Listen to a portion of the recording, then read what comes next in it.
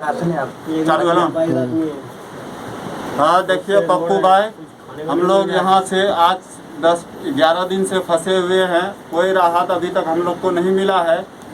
और आप शायद पैसे भी भेजे थे कुछ, जो कि 17 रुपये करके दे रहा था। 17 रुपये में हम लोग का तंबाकू भी नहीं आ रहा, तो हम लोग क्या लेंगे?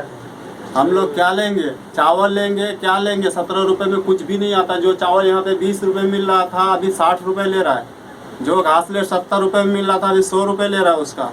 पैसे 1 रुपये हम लोग के पास नहीं है। फिलहाल हम लोग 14 जने इस रूम पे रहते हैं। ये रूम पे 14-15 जने इस रूम पे रहते हैं।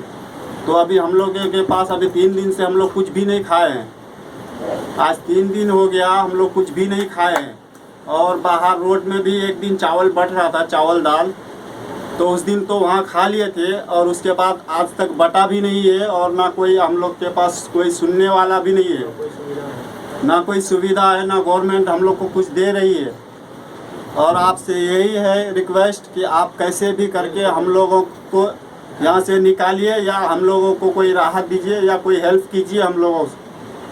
और यहाँ पे हम लोग मैक्सिमम 250-300 आदमी हैं अररिया जिला के रहने वाले, या 500 भी होगा शायद, क्योंकि एक रूम पे 14 जने 10 जने ऐसे हैं। करीब 20-25 रूम है धारावी के अंदर। आप जो होता है आप कीजिए हम लोग से।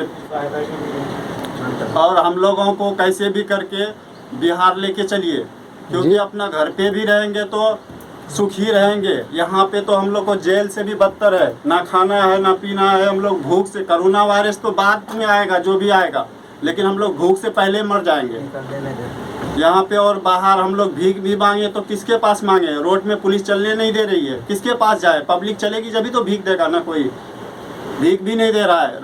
और हम कल बाहर भी गए थे तो पुलिस मार के भगा दिया। तो पब्लिक ही नहीं चल रही तो भीख किसके पास ले हम? इसके लिए आपसे हम बोल रहे हैं कि कैसे भी हम लोग को हेल्प कीजिए थोड़ा। घड़ा के एड्रेस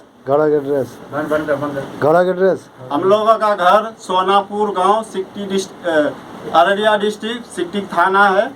और हम लोग का दहगमा पंचायत है।